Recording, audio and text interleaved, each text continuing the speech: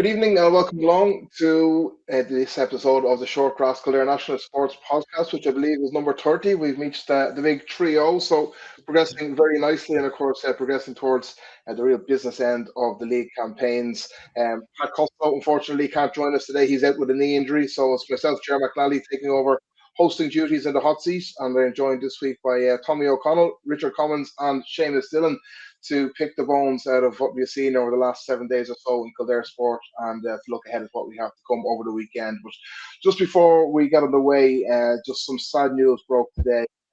Moorfield's GA club announced the sad passing of their club president, Gerry Moran, who played a huge role in their club over a number of decades and is credited with a huge part in developing the cohort of players that went on to win 9 Kildare senior championships and a couple of lesser titles as well in a period spanning 2 decades there, and certainly ushered in the best period of success that the Moorfield club have known. So he will be very sadly missed indeed around the Moorfield club and in the wider Kildare GA community as well, because he has many friends indeed outside the club as well in Moorfield. He's well known as well right throughout the county. So he will be very sadly missed indeed. And Seamus Dillon just mentioned beforehand that he was a person who was involved in a huge amount of development of the young players, and he even was involved in your development as a young player. So even the likes of would be very grateful for the work that Gerry Moran got to do at county level to help the likes of yourself through that went on to have great club careers. Yeah, look at the man who, when I was a county under 14, and that's not today or yesterday, Ger, but his interest started back as far back as then, in underage football, because that's, I suppose, Gerry was most synonymous with, was his development and bringing through of younger players from every age group right through till maybe they were handed over at maybe 18 or 19 years of age, and there was no task, no job, nothing that was too big for Gerry, and all in the good of football, but all in the good of Moorfield GA. And he played a massive part in that club down the years. And there's so many people, I'd say, the stories that can be told about Gerry Moran, and he'll be sorely missed by Moorfield as a club, and there'll be a hell of a lot of players who will have great memories of what he did for them and their careers throughout their, and as you said, the senior success that Moorfield have had would have all probably filtered through his hands. And I remember one day Gerry saying that there was young lads who maybe had left the Moorfield setup and had gone to other clubs in the vicinity, and he was happy that they were still playing football. He never bore a grudge, or all he wanted was young lads playing football and expressing themselves to the best that they could. And I suppose the one thing you take out of Gerry is from the day 14 years of age, he got to know you, until maybe I've seen him maybe back last summer, that there wasn't anybody who he didn't know. He just had that great aura about him that he remembered names, you remembered people. And we with his wife Betty and his family, and some of those lads were young Ger was Tom. They were all lads who played football that I can remember with Moorfield Club down the years as well. But when back in the day when it was Moorfield and Sarsfields together as Newbridge, they had unbelievable success, and was on the tail end of some beatings from them down the years at both minor and under 21 level. But look at a huge loss to the Moorfield Club, to his family and to the GA in general, and we pay our condolences to everybody involved. Yes, absolutely. Nice words there, Seamus, and indeed condolences to all Moorfield and Gerry's friends and family. Indeed, he'll be sorely missed, but very well remembered. So as we move on now, we will first off, before we reflect back on, just to say, if you are enjoying the podcast or indeed have any constructive criticism, don't forget that you can get in touch with us either on various individual Twitter handles or through the Kildare Nationalist Twitter handle as well, or X, I suppose as it's called these days, or do like and share the YouTube video, or comment there as well, and do subscribe as well. It's always great to get any sort of interaction, and indeed to just do subscriber numbers as well. It's always nice to see those going up as well. So so we will start off, of course, nowhere else to start off other than in Porty Rin last Saturday evening. And I suppose we obviously spoke last week on the podcast, and there was nobody overly confident that Kildare could get a result, but at the same time, I don't think anybody would have imagined that things would go quite as badly as they did, certainly in the first half of that game. So we've had a few days to kind of get our thoughts together and try and sift through the rubble of that. But Richard, I'll throw it over to you first off. Yeah, the first half was a difficult watch for anybody of the Kildare persuasion, and there were some support made that long journey, didn't even make it to the halftime break. I saw and heard about some people leaving even before the halftime whistle because, yeah, it was just a tough watch as Cork ran absolutely riot against the Kildare backline. Yeah, it was kind of surreal almost, to concede a goal in 22 minutes in 35 minutes of football. It's just unheard of, really. It is a record for Kildare. Didn't quite reach a record, in terms of the final scoreline. We conceded it was the second worst behind the Kerry game in 2015. But that was more goals than points. So, first time we conceded more than 30 points. So, yeah, absolutely. So, part of this, I think, is the new rules in the sense of we're getting used to these higher score lines. I think particularly this year. Now, I'm not putting defeat down to the new rules, but the fact that the scores are so high, it's more like a hurling score line. So there's a little bit of getting used to that. But even with that 122 conceded, and I suppose you're looking for a bounce from the team after the last couple of games. We were looking for it against Meath. And really, we were steamrollered from the first throw-in against Meath. So you're looking for a bounce again against Cork. You've had 2 weeks off in between, so you're looking for, to see signs of the work that's done on the training ground. To see the players, put in a more spirited performance than they did against Meath, where they rolled over to some degree, and it just didn't happen again. We opted to play against the wind in the first half, apparently having won the toss.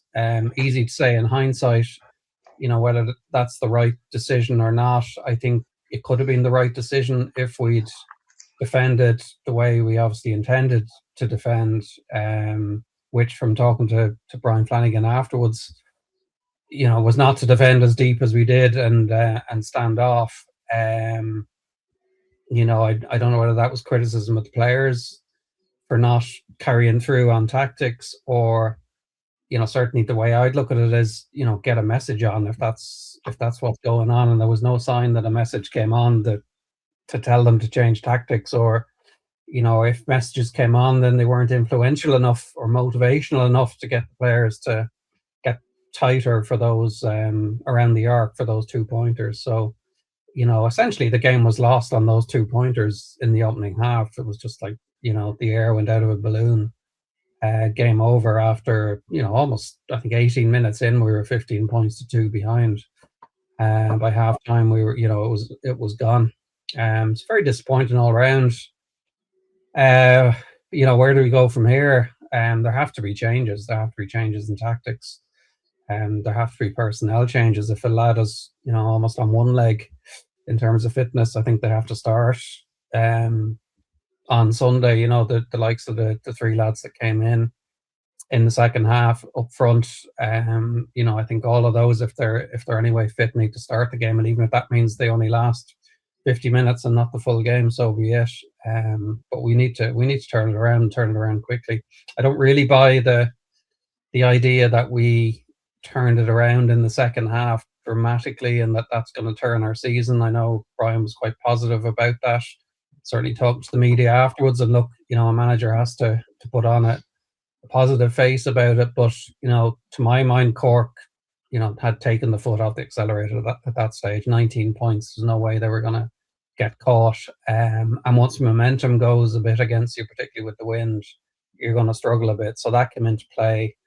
Yes, we created, 5 or 6 goal opportunities, but we only took one of those in that period of time. So, how much consolation do you take from that?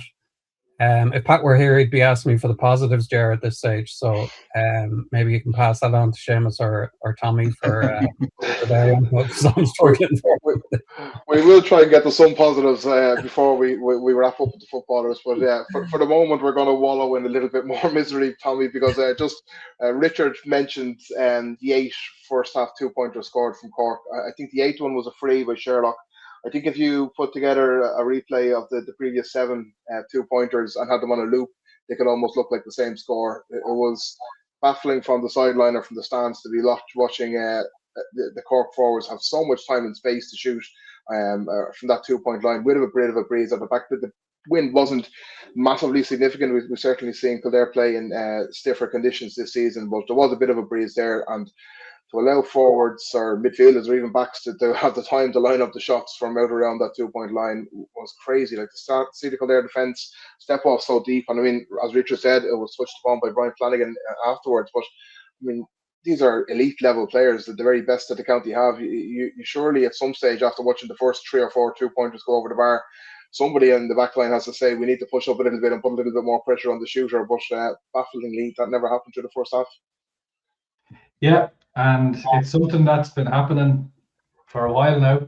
I'm going back to last year as well. We stand off a lot around the D. We saw it earlier this year, kind of against Westmeath as well. We all knew what was coming in the Westmeath game, but we couldn't stop it. It's happening every single game that we just give the freedom. And before every game, every podcast that we've had, you know, we've identified certain players. We have, like, I was actually talking about Brian O'Driscoll last week. I was saying he'll chance his 2-pointers if he gets it. We have to push out and make sure, you know, he didn't even have to take on 2-pointers. He was setting up a lot of them, all right. But it was crazy stuff, and it's something that you're disappointed watching that it wasn't rectified quicker. The messages probably, you know, were mixed and on. If Brian said afterwards, if that wasn't the plan, and that's what unfolded, and they weren't able to fix it from the sideline, that's worrying as well. It just, everything about just, I watched back all of those 2-pointers, and they're just so frustrating because of how many times the Cork go inside the arc to play it around and then work it back out quickly to take on the 2-pointer, and so many times Kildare fall on the ball, and that's infuriating to watch. They're falling on the ball. Like, I know you have to shift the play, and I know you do have to do it, move across. Like, we did see a lot of the time there was a Cork lad completely on his own out on the left, and he was given that 15 yards, but you have to kind of give that because you push in. But they followed the play, and then when the ball was turned around, our lads were caught flat-footed. Some lads walking in some of the videos. The highlights are out there. Lads not quick enough, nobody kind of hanging around the edge of the tee. There was a guy watching the match with me, and he was fully convinced that the arc was closer in than it should have been. And then when Kildare started kicking 2-pointers in the second half, he was fully convinced of it. Yeah, it was so frustrating, Jared. It really was. I mean, it was baffling. It was so annoying. I'd say Cork, I don't know whether that was Cork's game plan, whether they knew that they would be able to highlight Kildare's weakness and covering that space. I've seen it too often, Jared, to be honest with you. I've just seen it in so many games where we can't shut teams down. And the lack of effort to even block, like, even if you're 3 yards away, throw yourself at the ball. Like, first half and second half. I mean, there's lads going in, and as the shot's coming in, they're flicking an arm at a ball. I mean, when Alex Byrne came on in the second half, he dived for everything. Every ball that was kicked near Alex Byrne, he dived full length. At one stage, he wasn't within an arse's roar of getting the ball, but he was still full length in midair, because, you know, he might get a chance or he might put him off. There was none of that in the first half. The effort of blocking down was actually shocking. I let her roar at one stage because he kind of half gave up because he knew the Cork lad was winding up to take a shot, and it wasn't good enough. Losing the ball, winning the dirty ball in the middle, and immediately losing it. How many times have we seen that this year as well? They did win dirty ball, and they got it, went in, brought it in like that, went into the tackle, bang, hit out with her hands, pops out, Cork pick it up. It was highlighted by an ex-player the previous week, Galvin, who was brilliant at it. And he highlighted the fact that the strength in your arms, but also as soon as you get the ball up, you pull it in. You pull it right into you, and nobody's getting that ball.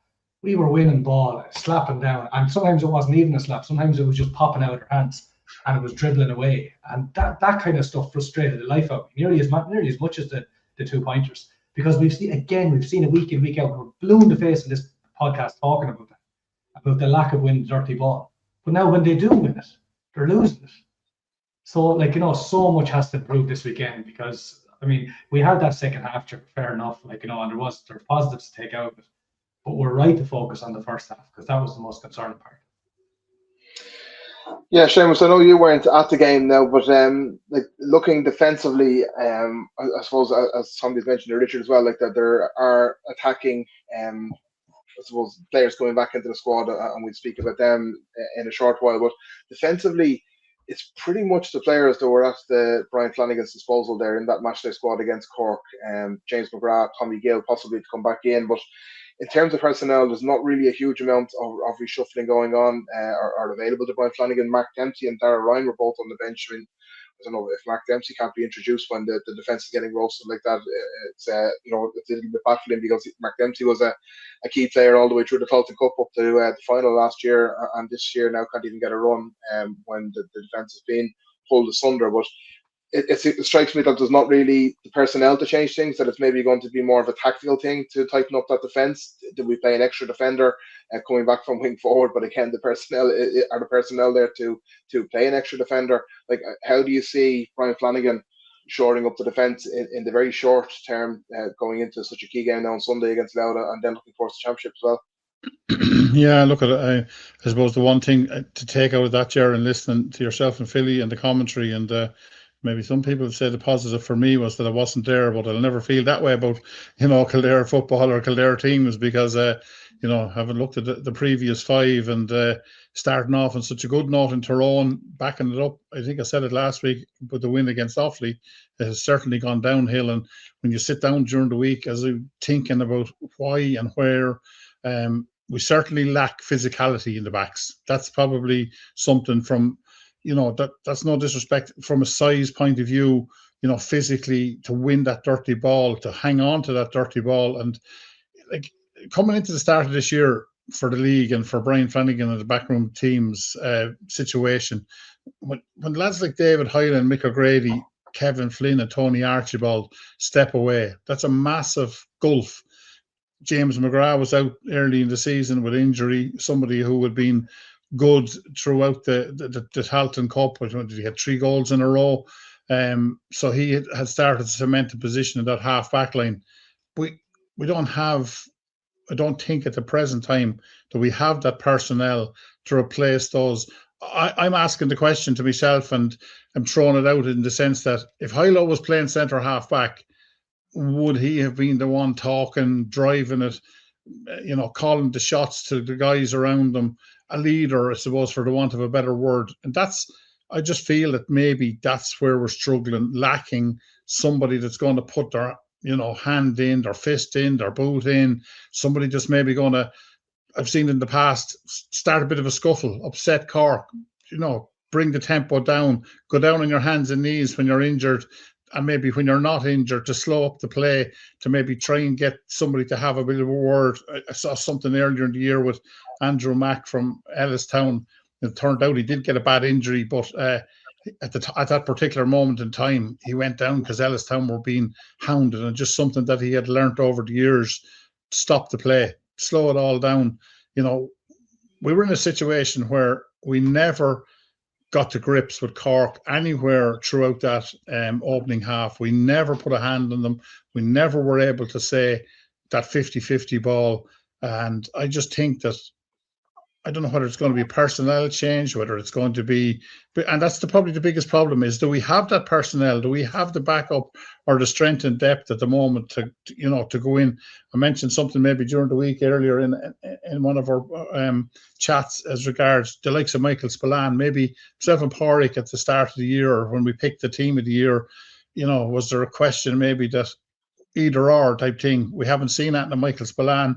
I thought throughout the Leinster campaign he was really good he's a fine big guy, to come into that backline. And it's just one, you're clutching at straws to see, is there some grain there that's going to ignite it? But I mean, this weekend is massive. I mean, it's just, and there's a serious amount of pressure on those young lads and that team. You can talk about, and you will talk about the forwards, Ger. We went into the start of the National League without 6 potential starters from that team that, guys that have been around last year, the likes of Ben McCormack, Derek Kerwin, Ryan Sinky, Derek Kerwin, Jimmy Hyland, Colin Dalton.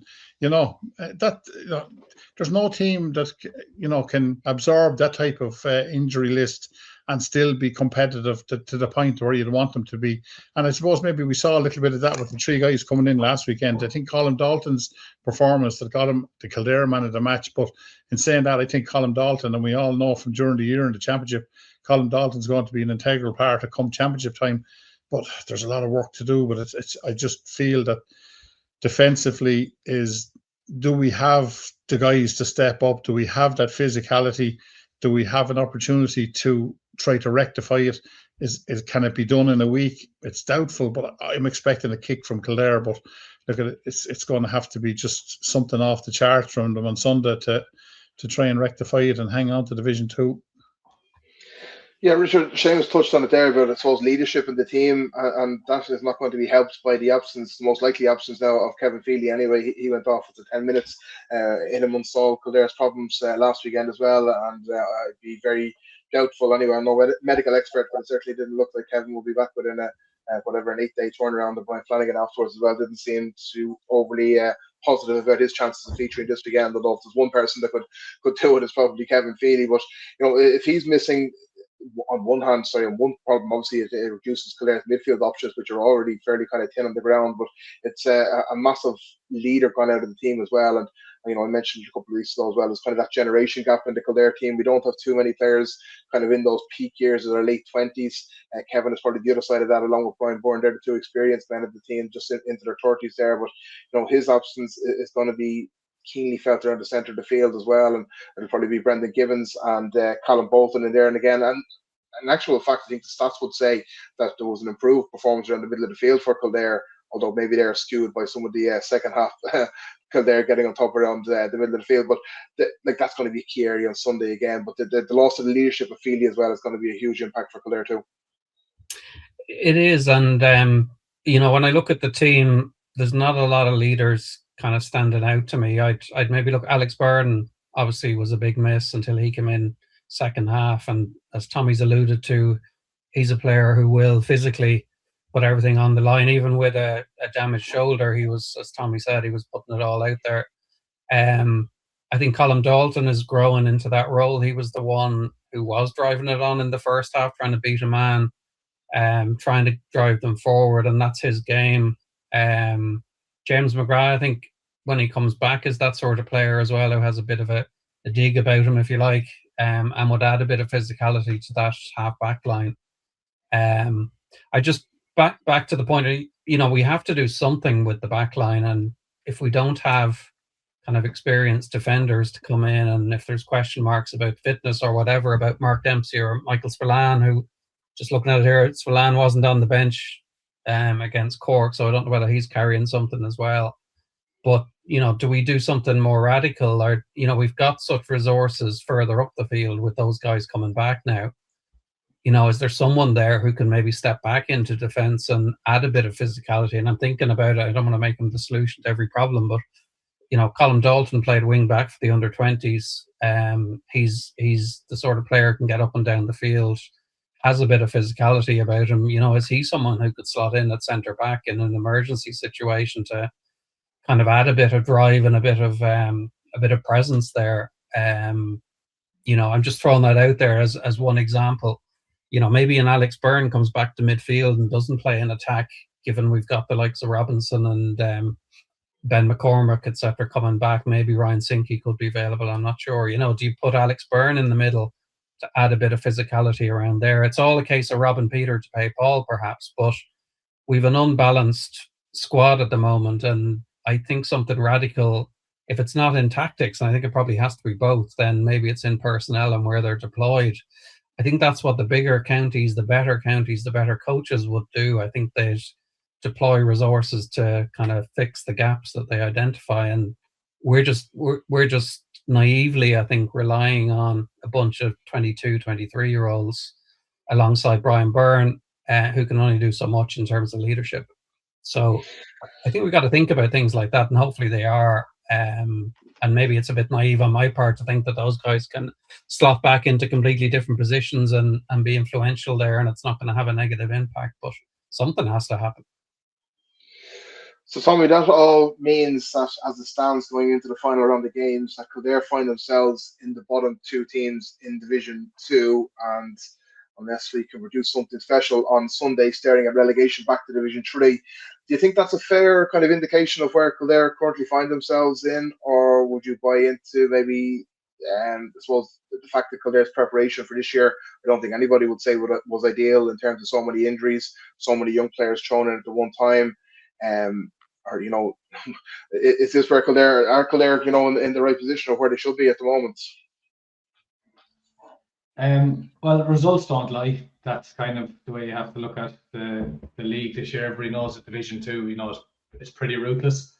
We knew that coming into the division as well, that if you drop points, you could easily get relegated on 5 points some years. It's always going to be like that. I really just at the start of the year, when I looked at the fixtures, I fancied us to beat Offaly, I fancied us to beat Cavan, I fancied us to beat Louth, and I definitely fancied us to beat Derry. I just really thought we were going to get in the mountain, which we did, in fairness, for a half. And we were all thinking we'd put up the Mead. So I suppose expectations, would have been quite high, especially after the first couple of games. I think it is. Like, we have to be realistic. It's reflective of where we are probably at the moment. This isn't a case of, we had a disaster of a match against Cork last week, and it's a bit of a setback. This is coming after defeats to Mead, to Cavan, and to Derry, and 3 extremely difficult defeats for different reasons each week. So it's spiraled a little bit near the end. If we do go down to Division 3, it obviously will be a big setback, because it has serious repercussions because of obviously the threat of Talisman Cup. You're dependent on Leinster Championship draws. Would it set the team back? It's hard to know. That's kind of an easy thing for us to throw around as well, that it might set us back, such going back down a level. But you're trying to think as well, is this team, like, were they ready for the likes of Division 2? They got out of Division 3 last year. Division 3 last year was poor, and I don't think it's going to be as poor next year. It's just, I really think that we can beat Louth. I just think that there's one more performance in these lads.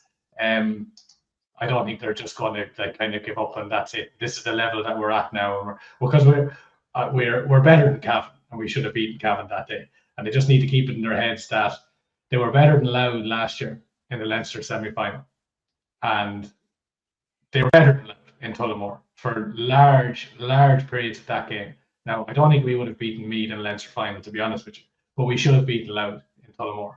And I don't think Kildare will have any fear of Louth, but things have to improve, because if we get relegated, then that is the level that we're at. That's as simple as that. When you lose 4 games in a row, and it's going to go back to the first half against Cork, getting mauled by Mead, and then that absolutely horrendous loss against Cavan.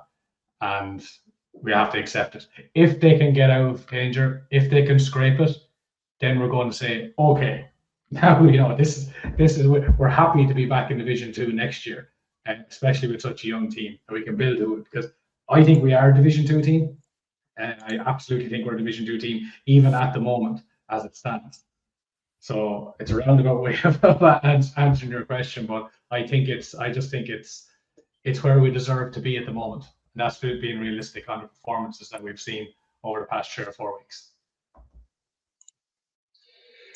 Yeah, so it leaves us, I suppose, Kildare supporters were in the strange position on Sunday afternoon of hoping that Offaly could do Kildare a massive favour. That didn't quite come to pass. I was out for dinner for Mother's Day following scores coming in, and it was jumping up, and Offaly got a late goal. Then Jordan Hayes, I thought, was going to be a hero for Offaly, but it wasn't quite to be, and Cavan got the victory there that dropped Kildare into the bottom 2. So the permutations straightforward for Kildare. On one hand, we have to hope that Derry defeat Cavan, and of course Derry are still very much in the promotion hunt. They will have home advantage for that game, and they need a win, I suppose, to have any opportunity of getting promoted, and they do have that massive scoring difference, so that could potentially come into play for them. So they will be absolutely revving for that victory, but that would be absolutely pointless from a Kildare point of view unless Kildare go and do their own work at home to Louth. So Richard, I'm going to ask you about the potential defensive aspect of Kildare's performance and how they're going to nullify some of the loud threats. But Seamus, I think you're probably more of the positive one of the quartet that's here. So I'll let you focus on what is going to be Kildare's approach to the game, which on the back of the second half performance and the return of the likes of Jack Robinson, Ben McCormick, and obviously Alex Byrne, who thankfully the rumours of his serious injury weren't as bad as first feared. You'd imagine that come Sunday, it's going to be about attack for Kildare and trying to rack up a big score, which is a little bit crazy considering a couple of games ago we were complaining that Kildare had only scored 10 points against Meath and 13 points against Cavan. But that 219 against Cork now and the return of the likes of those three players will boost the Kildare attack considerably. And you'd imagine that Kildare's approach has to be kind of on the front foot and try to score as many as possible, really. And I hope that's enough to get over the line. Yeah, I think there, when you look at what the likes of Jack Robinson, Ben McCormick, I'm hoping that Dara Kerwin is another step along the way. Having played in that Cork match, he is a dangerous forward. Like Colin Dalton is there. Tommy said it earlier. Will Ryan Sinky come back in? He was an ever present the whole of last year at both under 20 and at senior level. So his presence could be important. He's a big guy, strong, physical. He had a great county final for Naas the back end of last year. I just think if we can get that breaking ball, that dirty ball around the middle of the field, and we can get those guys on the front foot, like Kildare's strange in a way, because if we can get a couple of scores early and you get the crowd on your back and you start motoring, they're a funny sort of a team, because against Cavan, we were so poor for such long stages of that game, and we did create the chances. And confidence is everything. But like Ben McCormick on his day, Jack Robinson on his day, those guys would be on most panels. Do you know the sort of way they have the football, they have the talent, they have the experience, and that dressing room is going to be massive come Sunday afternoon at 12:30 or 1:15 before they hit the pitch. And I'm the eternal optimist. I just think there is a performance in Kildare, and there has to be, because if those guys have any sort of pride and whatever else is going to be coming into Sunday afternoon, they don't want to go back to Division 3. And I think if they can get on the front foot early, get some scores, get the crowd behind them, there's going to have to be an unbelievable work rate. And I think the forwards, it's going to have to start with the forwards. They're going to have to work back and forth to help out in the half-back line. And I think Brian Flanagan and Davy Burke and the rest of that management team will surely have set down over the last couple of days, the last couple of training sessions, looking back, is not good enough.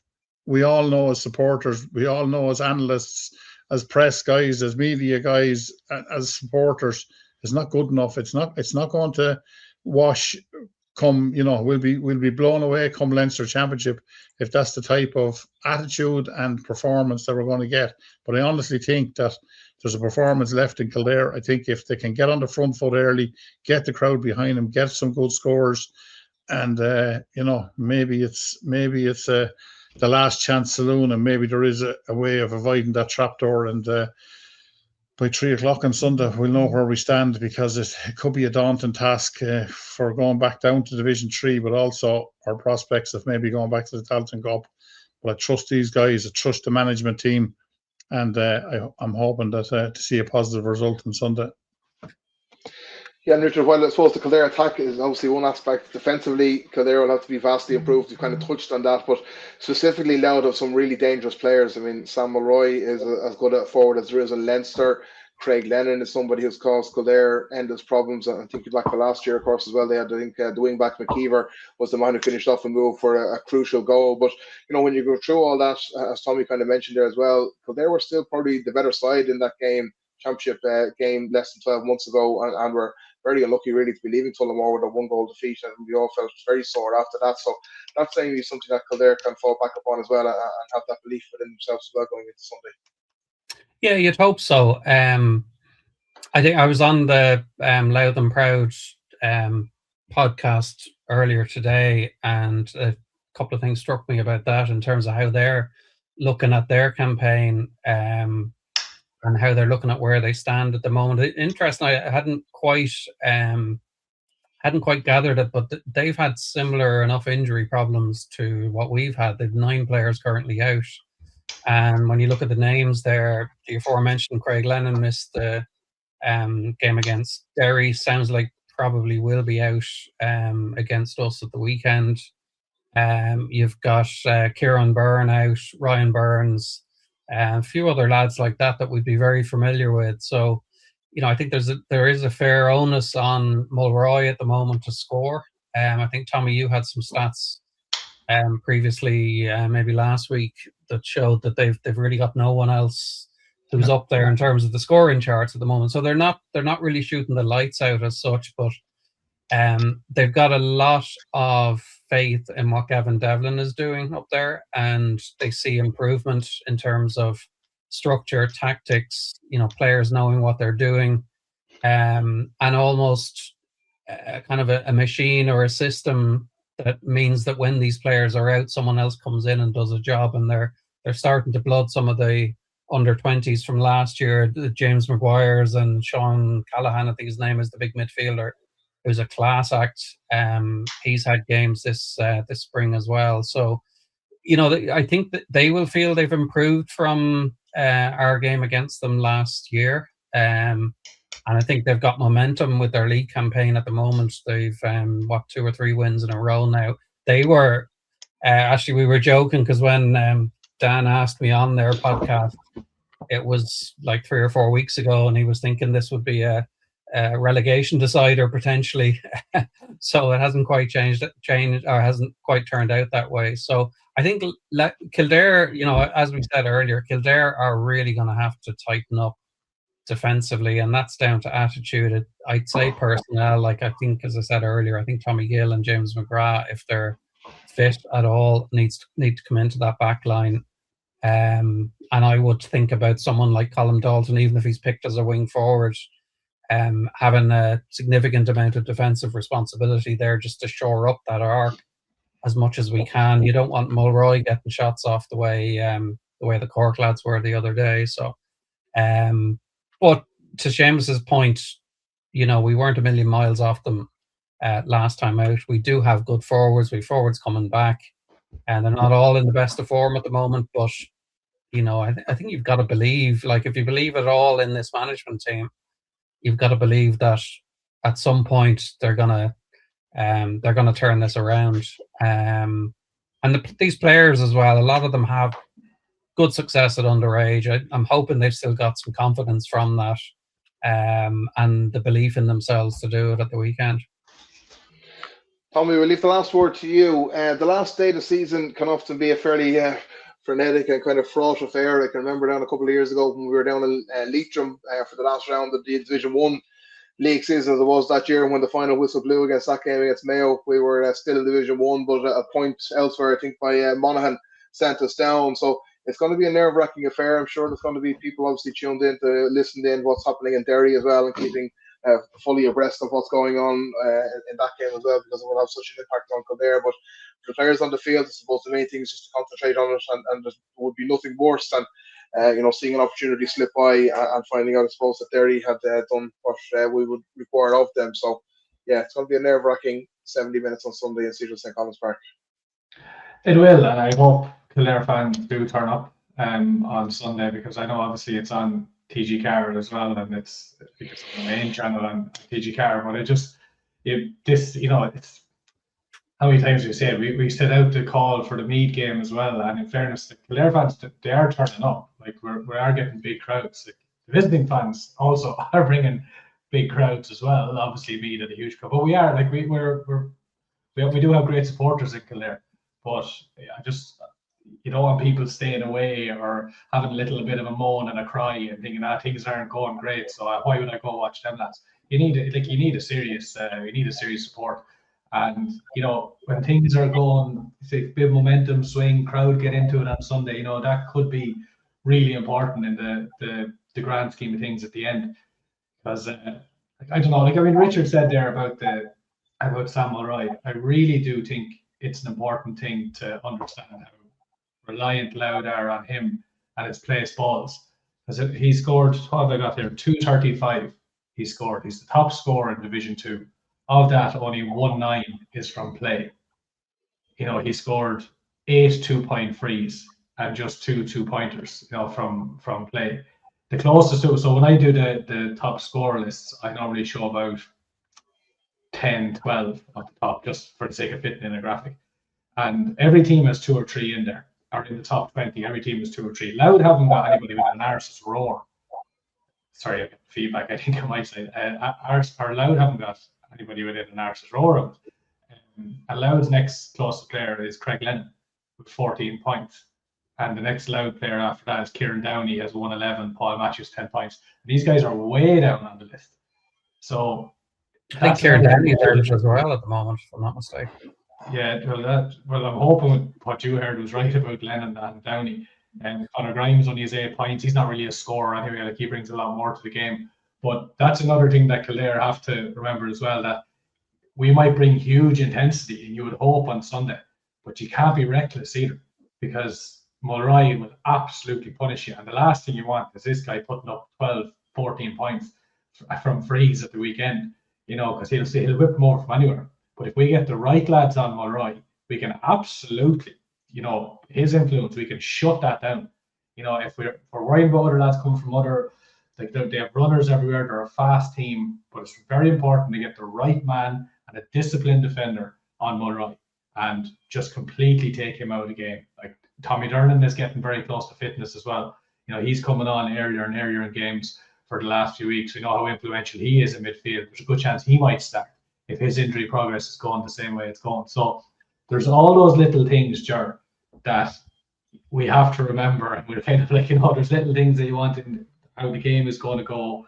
It's hard. It's really hard. It's really hard to know the way it's going to go Sunday. But I really hope the crowd turn up. We get a good crowd. I hope Johnny Peters is singing the national anthem. I hope Cry has gone out, all right.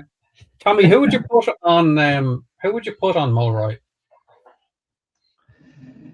I was thinking about this during the week, and I'd probably put Brian Byrne on. Okay. And the reason I'm putting Brian Byrne on him is that I know Brian isn't the paciest player in the backline. Sam Mulroy also isn't exactly a speed demon, but Sam Mulroy is very good with the ball in hand, and it's what he does with the ball. Whereas Brian Byrne is a really good tough defender when he gets in tight. Seen Brian Byrne a lot, ripping the ball out of somebody's hands if they get cocky in front of him and they're moving the ball around slowly. Brian Byrne gets the hand in quickly. He's very good at that. Whereas a lot of people might be tempted to saying, oh, you have like Harry O'Neill is obviously a brilliant, it's a brilliant man mark. Ryan Burke, if he's on the field, he'll chase everywhere because he's very athletic. But I'm just thinking from a raw defensive point of view, I think Brian Byrne could be the man to do the job. If this was a different player now, if this was a player that was going to run at our defence and, like a Jordy Morris or someone like that, that's when you change it up a little bit. But yeah, that's just in my own head. That's what I think. But it's not only Brian Byrne.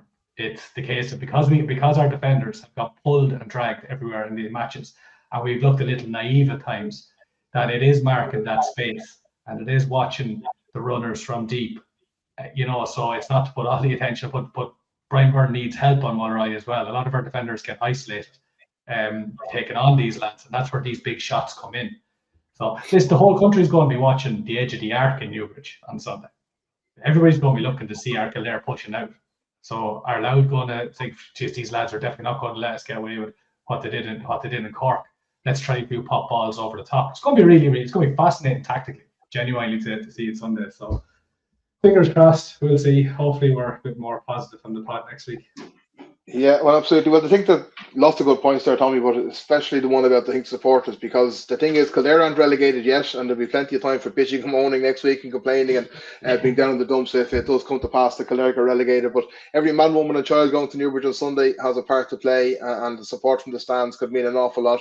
It is home advantage. Home advantage means a lot, and let's hope that crowd can get behind the team and spur them on. Every little percent is going to make a big, big difference. And yeah, we'll keep our fingers crossed. We're hoping for a bit of a miracle, but yeah, miracles do happen sometimes. So hopefully Kildare can get it done on Sunday and things will fall our way elsewhere, and we can reflect back on the Great Escape here next weekend. But yeah, so 1:15, people going along, just to emphasize that as well. A slightly strange throw-in time. Obviously, I think each division has a separate throw-in time, so it's 1:15. All Division 2 matches on Sunday are throwing in. So Kildare be Louth at 1:15 in Cedar St. Collins Park. So yeah, so we'll move on now to the hurlers, and of course, obviously, the hurling camp is a much happier one. They head to Wexford Park on Saturday evening, and Seamus, I think at the start of the year, if Brian Dowling had been offered to be heading to Wexford Park pressure-free, albeit still slightly in the running for a place in the league final, albeit a very long shot, but still there with a mathematical possibility of reaching the league final and zero mathematical possibility of a relegation, he would have snatched your hand off. It's great to be heading down there pressure free. Yeah, it's been I suppose a great week for Brian Dowling, and to be able to head to Wexford Park on Sunday, stress free shot prior to the championship, would have been very happy. That All Ireland win for him and Richie Root with St. Kieran's on Paddy's Day, great way to start off that particular week. But I think he said it in an interview afterwards, it's one team now. It's from here to the end of the season. That's all about Kildare, and to back up the 3 good wins that they've had in the league. I think I might have said it last week. It'll be interesting to see what type of team Kildare are going to play, who they're going to pick, with one eye to maybe 4 weeks down the road. Do you have a go and maybe lay down a marker prior to the championship? Are you cautious to give guys maybe a little bit of a break? There's certainly some of them there with probably knocks after 3 weeks in a row at the hurling, so in the league matches. So there's all those things to take into consideration. But all that being said, it's been a brilliant league campaign to date. Kildare have arrived. They've done what they wanted to do.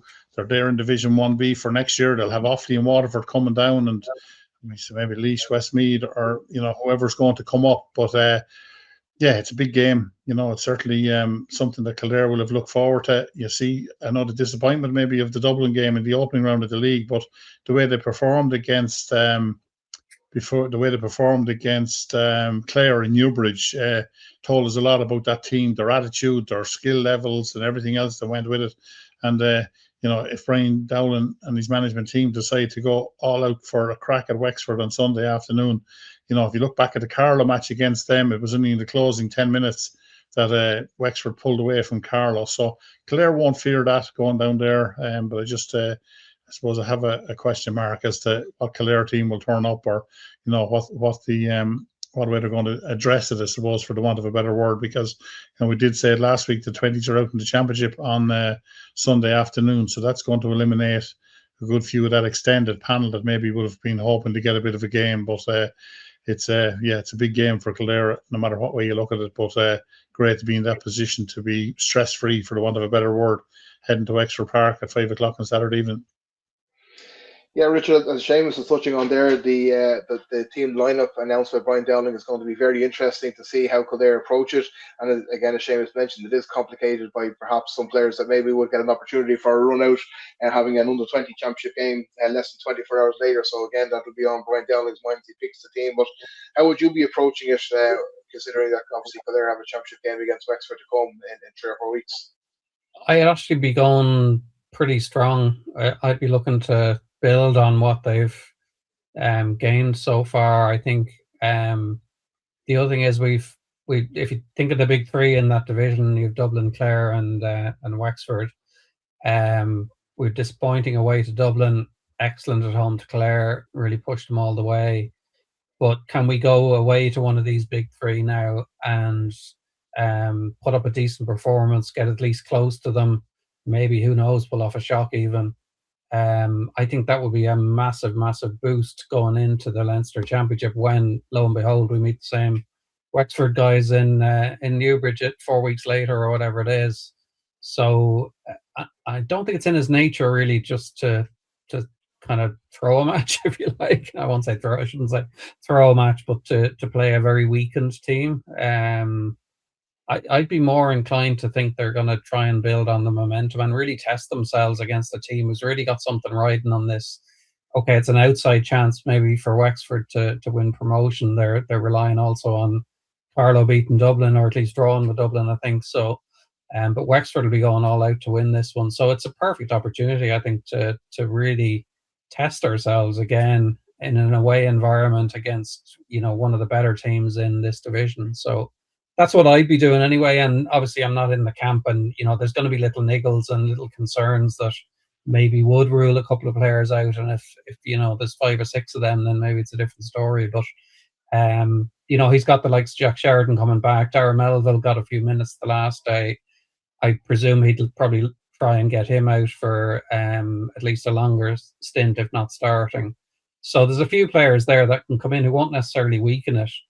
And I think that's the beauty of the squad that he's built now, is that, it isn't just 15 players. There's, 20 plus players who are of a reasonable standard, reasonably equal standard. And if I were him, I'd and knowing how competitive he seems to be, I'd be putting out a strong team. Yeah, I think, Tommy, not that I would know much about being in an elite level dressing room, but I think when you're in that environment, if you're trying to push the very best and get the very best out of players, you can't just switch that on and off like a light switch. So that's something that's either developed over a length of time, or it isn't there at all. So no matter what sort of team that Brian Dowling sends out on Saturday evening, and maybe, as Richard was saying there, a couple of knocks maybe will mean resting a couple of players rather than a wholesale changes. But whatever 15 take to the field, Brian Dowling will be going out to win this game. And I think, as Richard was saying there, I think to lay down a marker ahead of a Leinster Championship game, I think he would be more inclined to go that way than be worrying about perhaps showing his full hand ahead of that championship match.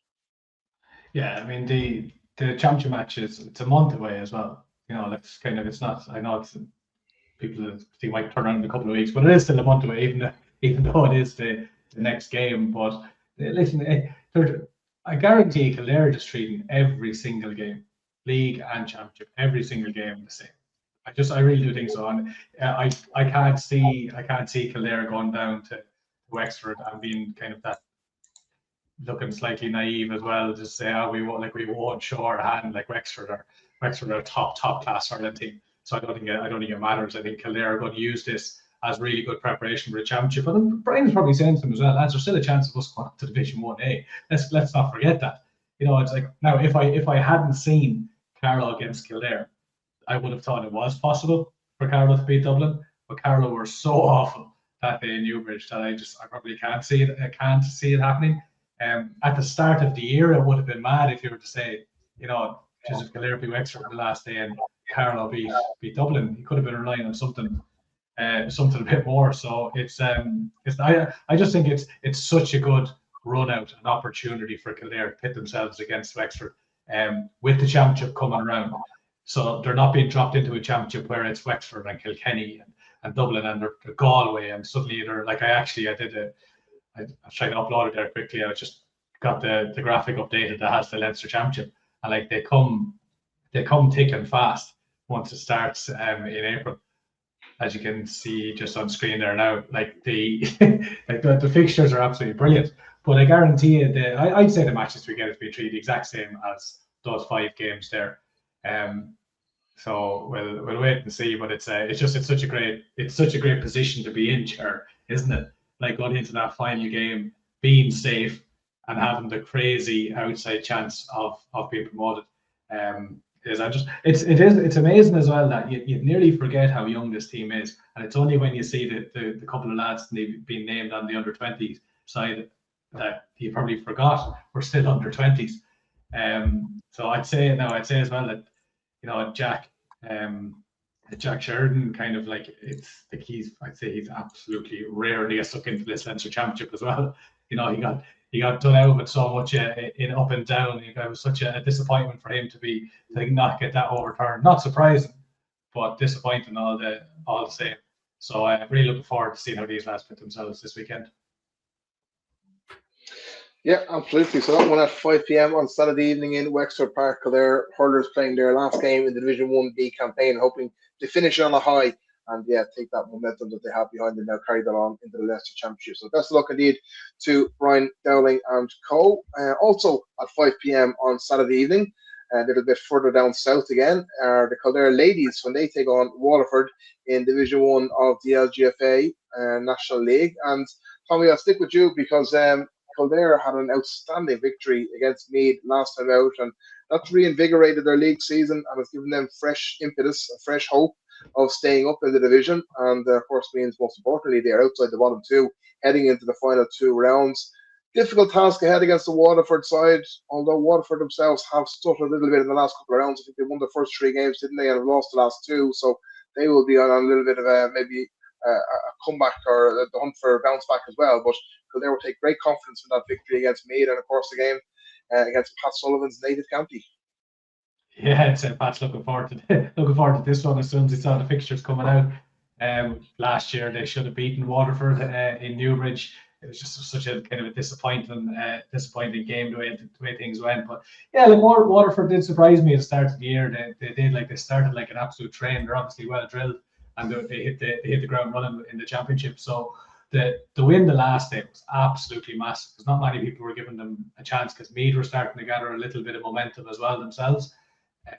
But to get over the line, and it was better than the scoreline, as good as that 4-8 to 110 looks. There are a lot of late scores for Meath on that as well, and I think Kildare were pretty dominant on the day, which is fantastic for such a young team. So if they can pick up the 3 points, as it is in ladies football, down at Waterford, it would be absolutely massive, because Dublin have to go to Galway. I think Armagh play Kerry. Like there's big games around us as well happening over the next couple of weeks. So it's such a great position to be in, because a couple of weeks ago we were fairly down and out about the whole thing, because it just wasn't looking, and we were excusing it a little bit, saying it is a young team. It was always going to be a big ask to stay in Division 1. But I think now the confidence is definitely there. I mean, that was a really good performance against Dublin as well the week before. It's just that huge wind that Dublin had at their backs helped them to kick on in the second half of that game. So, I know the team is going to be announced tomorrow, but there's a lot of these young players starting to become household names as well. We see how well Aoife Murnane is playing the last couple of weeks. Like, she's such a cracking footballer. Alana Prizeman, we saw Aoife Rattigan stepping up the last day. So there's different Lara Curran starting to come back from injury as well. Great experience, but there are different girls stepping up. We see Leisha Lennon coming off great success with UCD as well during the week. No, sorry, Leisha wasn't with UCD, as Ashley Norrigue was actually with UCD. But I just wanted to throw that in, because I think I was going to forget about mentioning that. But there were a good few Kildare girls involved.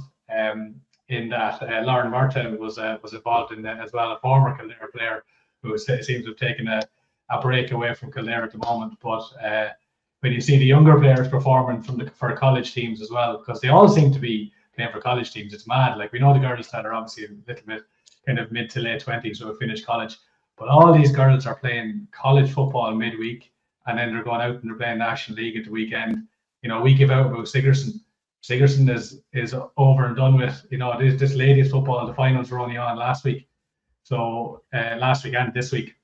So it's great to see the progression of those players, and long may continue. But a big ask, Ger. Hopefully they can get over the line at the weekend.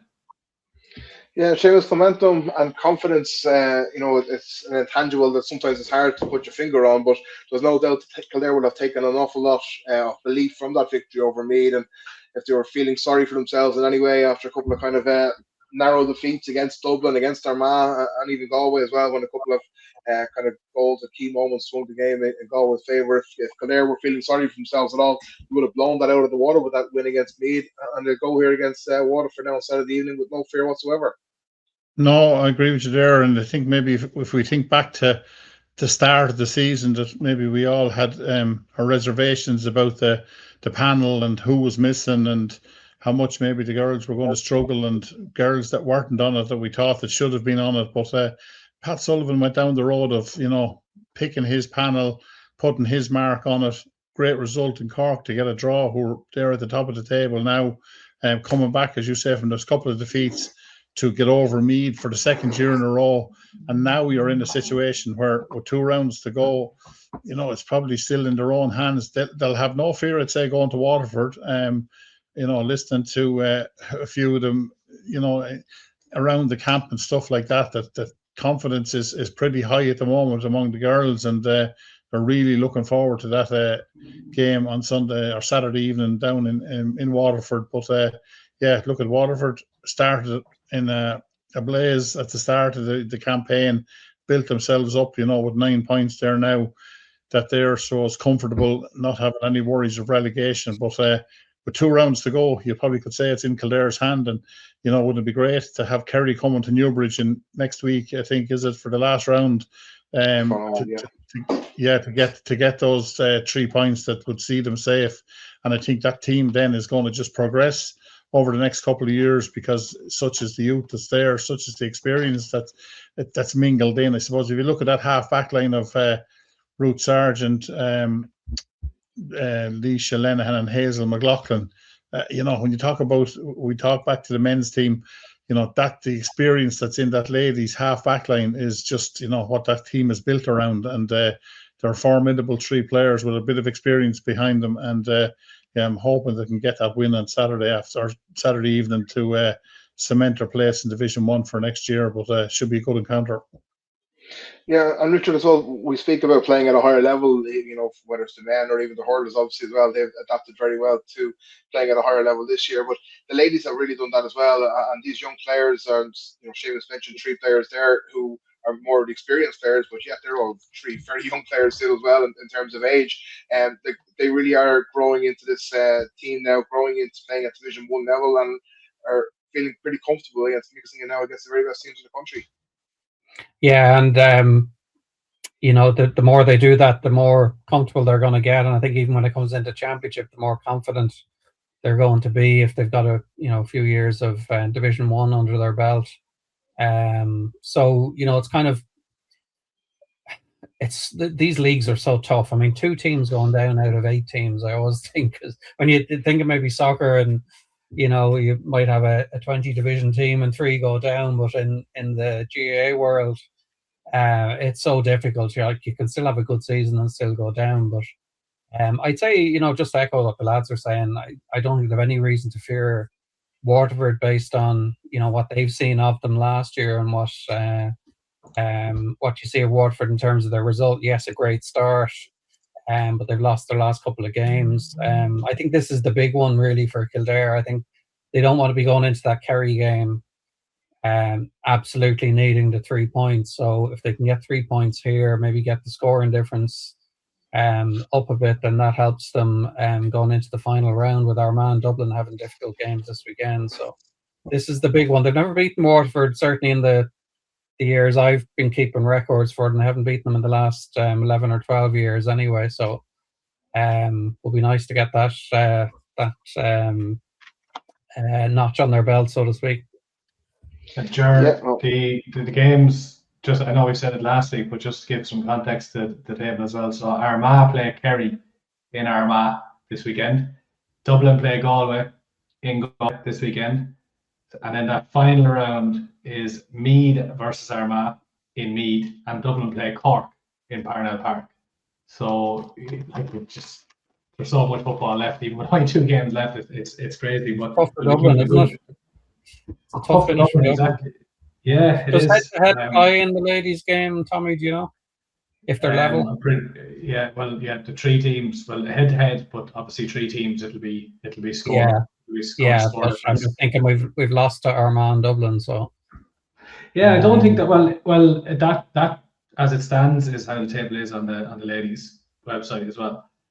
So the fact we've lost 2 and we're still ahead of them. No, I wasn't suggesting the table's wrong. I'm just thinking when we come down to it, if we're level with only one of those, then that's problematic. Yeah, it is. It's a really good point, because again, if that's the way the table finishes up, for example, Armagh Dublin probably got around and say, what's going on here? Like we beat these guys, and just because they were able to run up 4 points more or 10 points more or whatever, get beaten by less. Well, that's how the men got promoted last year. If you think about it, we should have. We didn't beat either Offaly or Clare, but we finished ahead of them because we hockeyed Leitrim, etc. That's how we got promoted. So that's exactly. There's not much of a difference between Kildare and Armagh. There's just 4 points there at the moment. So every point, whether you're winning or losing, is absolutely crucial when it comes down to it. But Yeah, so the very best of luck to Pat Sullivan and his team. That's in Field in Dungarvan, I should say, at 5 p.m. on Saturday evening. So the penultimate game in Division 1 of the Little Ladies National League, Waterford v Kildare. Just before we leave ladies football, I should also mention the under-16 team who had an absolutely fantastic victory in the Leinster Championship last Sunday against Dublin. They defeated Dublin by 3-10 to 1-8, with Amy Wall, Catherine Murphy and Beth O'Donoghue scoring the goals. So that was a really a good win for James Costello's team, following up the outstanding win against Carlow in the opening round. So that's a team to keep an eye out for, no doubt.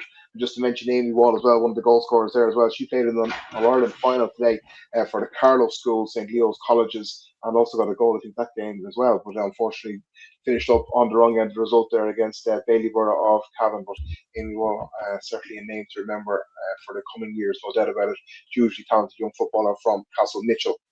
But we move on now to camogie, and unfortunately last weekend as well, and a game that was switched very late on back to Mangard Park. It was due to be played in Roscommon, but on the morning of the game we got notice that it was going to be switched back, and for the second time this season the game in Roscommon was called off. Of course, that happened in the opening round of fixtures, but this time at short notice it would move back to Mangard Park. But unfortunately Kildare couldn't make home advantage count. The first half sending off certainly didn't help Kildare's prospects at all, and indeed they went in at half time a point down despite having played with the wind in the first half, and ended up losing 1-9 to 8 points. So that all means that Kildare's chances of reaching the league final are remote, but not impossible, as they head into the final round on Saturday afternoon against Tyrone.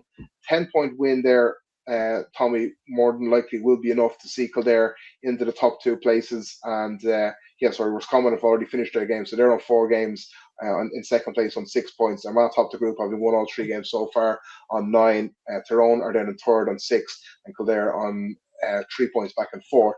But Kildare would leapfrog over Tyrone and Roscommon with a double-digit victory over Tyrone on Saturday. Tommy, it's a big ask, especially for a team that couldn't get the job done against Roscommon last weekend, but not completely impossible. And if Kildare can get a good start and get a bit of momentum behind them, it's not totally off the realms of possibility that Kildare couldn't do the needful to finish in the top 2. Yeah, it's not. I mean, if you look at the scores there, I mean, the scores haven't been too hectic in camogie, but they know what they need to do at the weekend. I mean, obviously the sending off of Ali McGrath at the weekend was contentious by all accounts. Apparently, there was a bit of back and forth between the two of them, and she was the one that got pinned for it. So that was obviously a huge turning point. They seem to be just following the scores, talking to some people, reading the reports. They seem to be, getting back into the game at a time as well. Would have been a huge result. I mean, again, we keep talking about this home advantage. I mean, look at that, like all those matches that have been reverted back to Mangard Park. It just shows you as well the quality of the pitch in Mangard Park, that all these matches that weren't able to play the match in Auckram, so it brought to Mangard Park. Ballyforan wasn't playable again for a second time, back to Mangard Park, and now they have another chance in Mangard Park this weekend. But yes, as we said, we know what they have to do. The squad is kind of getting used to each other again this year. They're preparing for the championship as well. So I just think I'm hoping to go to the match, because if you're going into a match and you have to win by 10 points, like, you're going to go home. I mean, it's absolutely, it's just nothing too panicky, but like, I think that they should be better than Tyrone, and they should be looking at first and most important thing is obviously winning the game, but just to get that bit of momentum, not to go completely mental now looking for goals early, because you can build up a bit of a lead in camogie, and if you can just get control of the game early and just get dominant in the back, get control of the game, go a few points up, Tyrone heads will drop. They'll know they have nothing to play for at that stage, and just try kick on, because it'd be great for them after disappointment last week, because they really would have been eyeing a league final. Now, obviously, a league final doesn't mean promotion in that division. Only one team goes up, so they would be, because I'd say as well, they'd love another crack at Armagh in a league final. So the best luck to them. It should be good if anybody's knocking around early afternoon on Saturday. If people aren't going to the hurling, it would be, or the hurling or the ladies football. Obviously, it'd be a great opportunity to see them cheer on the camogie camogie team. So yeah, we'll wait and see, Ger. But listen, it's a big opportunity for them there. It's not beyond the realms of possibility. I'd love to see them just letting loose, just going for it. Yeah, absolutely. Well, we hope Rob O'Neill's team can pull off the unlikely there, but certainly even if they can't reach the tally of 10 points to get over the line into a league final, still an opportunity to get a win under the belt in the final round of the league as they prepare for the upcoming championship as well. So yeah, very best of luck to Rob and his team. And mentioning upcoming championships, it's that time of year again, while the focus will be on the underage players and the future stars, hopefully, of years to come for Kildare, because 4 underage teams on the men's side of things will be playing their opening round of the championship within the next few days or so. And we spoke about 3 of the squads that were named last week, and if we take it in chronological order, those 3 squads that we spoke about last week. The minor hurlers are first out in Trim on Saturday afternoon. I'll be going to that one against Meath at 3 p.m. Sunday then, the under 20 hurlers are playing Kerry in Mangard Park. That game now throwing in at 4 p.m. So if you are feeling on a massive high or a massive low after the football game in Cedar St. Collins Park, you can make your way up and drown your sorrows in Mangard Park and hopefully see a very good under 20 Kildare hurling side take on Kerry in that opening round of the championship. Then on Tuesday, the attention turns to the big ball game. The minor footballers get their championship underway against Laois in O'Moore Park at 7:30 on Tuesday evening. And then 24 hours later, the under-20 footballers, who are now, of course, managed by Niall Cronin after his 4 years with the minor footballers, they are in action in Untoker against Wicklow on Wednesday evening at 7:30. And that is the squad that was announced since we recorded our last podcast. So, Tommy, do you want to run through that squad there? You have it up on the screen there for anybody watching on YouTube. For anybody listening in on the podcast, do you want to fly through the squad that's been named by Niall Cronin? Yeah, so it was named obviously late last week after we recorded the pod. We got the hurling squad live when we were recording last week, but this was obviously a little bit later. So yeah, Joey, first of all, team joint captains of the team, Colin Moran of Athy and Ben Ryan of Round Towers, so 2 solid captains there. Joey Cunningham of Allenwood, Callum Keaveney, Colin Moran as mentioned, Ronan Kelly and Keane Keaveney, all of Athy. Donica Kinch from Castledermot, Evan Boyle from Carberry back on the squad this year, Luke Murray from Celbridge, and then 2 more returnees, Andrew Hill and Jimmy Lynch from Clorinco. Adam Fitzpatrick, another player that was under 20 last year from Clane. Daniel Colbert, who a lot of people in Kildare are quite excited about at the moment, dual player. Looking forward to seeing him play for footballers as well. Confi having 2 guys in as well, Aidan Jordan and Philip Halnan. So great for Confi to see 2 young lads like that coming through. Charlie Carroll back on the team again this year from Eadstown. Finn Dowling, exciting young player from Kilcock that we've heard a lot about as well. Josh Flood and Paul O'Dea, both from Louth. Liam Kelly from Milltown, obviously from the senior panel. Keane McKevitt from Naas, and then Conor Breen, Ewan Cowser, Liam Kenny, and Rob Murray, all from Naas. Rob Murray, obviously former Kildare minor captain. Really looking forward to seeing him, how he gets on with under 20. He was an absolute beast at that minor team. So looking forward to seeing how he's progressed. He is captain written all over him, both for Naas and Kildare, I think. No pressure, but I am looking forward to seeing him kick on. Austin Dunnigan, who we've heard a lot about as well over the last year, the speedster from Rathangan. Ben Ryan from Towers, Sean Gleeson from Towers. Sean, as well as Ben, really looking forward to seeing Sean playing. He's really starting to kick on the last couple of years. Colin Moore, Harry Redmond, and Luke Mann from Sarsfields. So obviously plenty of experience in there as well. You know, links of Harry Redmond starting for the Sarsfield seniors last year. Colin Moore, a wonderful goalkeeper, the big boot on him that we saw for the Kildare minors a few years ago. Hugh Martin from Suncroft, and then the 4 guys from Larry's, Rory Lawler, Senan Murphy, Senan Gallagher, and TJ Nolan, who also we saw a lot of those guys last year, both for Larry's intermediate finalists and for the Kildare 20s as well. So yeah, it's a strong squad, Ger. It's an exciting squad. Yeah, Seamus, it's an exciting time of year as well, because I suppose as happened maybe too often down through the years, it allows us to dream of better days ahead when we see these exciting young players taken to the field. But it's always a great occasion for their clubs, the families, these young players. They obviously have great pride in putting on the jerseys, and the underage teams have given us some great memorable times down over the last kind of 10, 15 years. There's been some wonderful occasions for Kildare GAA on these underage teams, and hopefully the 4 teams that are taking the field for championship action over the next week or so will, be the next generation of that. Yeah, it's been, you probably take a deep breath after Saturday and Sunday and go, oh, that's it, the leagues are over, a break, but it's it's straight into action again, Saturday afternoon, of course, and Sunday, with the minor under 20 hurlers out, but come Tuesday and Wednesday evening, two massive games for the footballers as well. With the hurling on such a high, those young lads to be able to step in at minor level and at under 20 level with a view to maybe, getting back onto that senior panel, and where Kildare are at the moment is probably every young hurler's dream.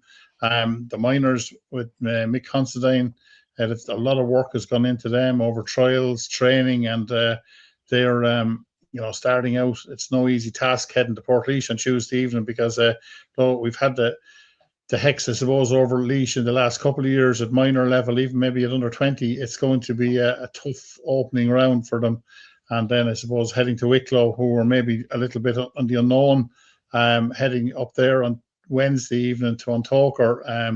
But I like that under 20 panel. There's some really good players on that mixture of last year and previous years minors. Lads like the Lawrence's contingent. Four of them there. Senna Murphy was a minor midfielder last year. The year before, TJ and Rory Lawler, TJ Nolan and Rory Lawler have been excellent, and two standout players in the intermediate championship last year, and Senna Gallagher. Ben Ryan is Ben Ryan. He's been very good. The Naas contingent, mixture of the likes of Murray and there are a couple of younger guys that were there from maybe minor level last year. So I suppose looking at them, and then you've Colin Moore and Liam Kelly, the bit of experience to add to it as well. Evan Boyle has promised so much, and Joey Cunningham seems to have been around for years and is still under 20. He's still under 20. Yeah, you know what I mean? And he's a really, really good forward. Struggled a bit with injury in the last 18 months, but he's coming back to himself now. And Senna Murphy probably was the same.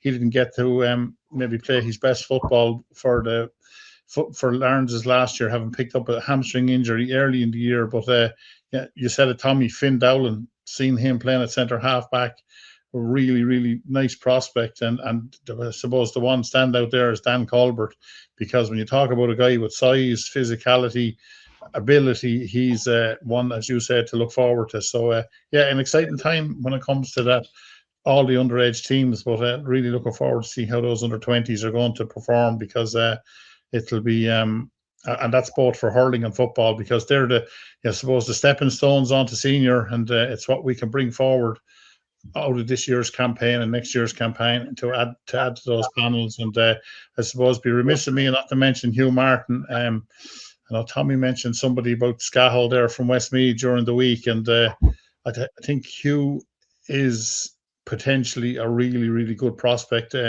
He's been out injured for a while. He came back 2 weeks ago and came on with 20 minutes to go against Cork, and had a really impressive performance. So whether he can make a start in 15 or not, but he's a good young lad that has all the right attributes and the right skills, and looking forward to seeing him. But exciting times on the hurling and football fronts, and we'll be busy, Ger, and we'll all be busy on the road over the next couple of weeks looking at underage football and hurling, and certainly something to look forward to.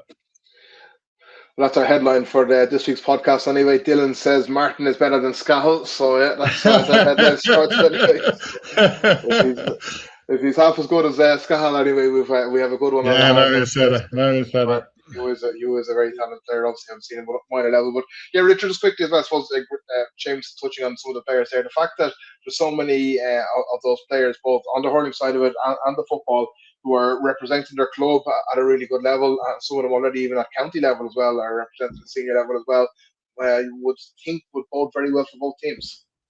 Yeah, it does look on the football side. One thing that we touched on just there, and it's been an issue, I think, with players we brought through from underage in the last 5-6 years. But you look at the size of some of those lads in the under 20s. I'm thinking of Donncha Kinch, Evan Boyle, Senna Murphy, Daniel Colbert.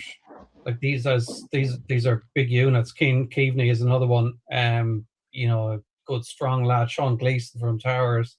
Liam Kelly we know about. So you can go through that list, and there's plenty of size as well as the skill and the talent of some of those forwards like Joey and Kelly, Colin Moore, and etc. It's a nicely balanced panel, that one. I'm very interested to see how they get on this year now. So I'm putting my pitch in to cover the Wicklow Kildare match on Wednesday night, I think. I'm sure there'll be lovely press facilities up in Tolker there waiting for you, Richard. That's no problem. I'm We're sure for there that are. one. That's the joys of some of these games as well. You just get to see some great grounds around Leinster, and hopefully the players will bring us beyond Leinster as well. But yeah, definitely a really exciting time of the year. It always is, and we certainly will be looking forward to covering all four of those teams, and indeed on the ladies' side of things as well, when they get up and running fully too. As we mentioned, the ladies under 16s doing superbly well too. So yeah, an exciting time of the year and plenty to look forward to. But we'll turn our attention now closer to home and back to the league action, which was severely hampered by the weather, unfortunately, last weekend. A lot of the games which were due to be played in the opening round, certainly in Division 1, fell foul to the weather.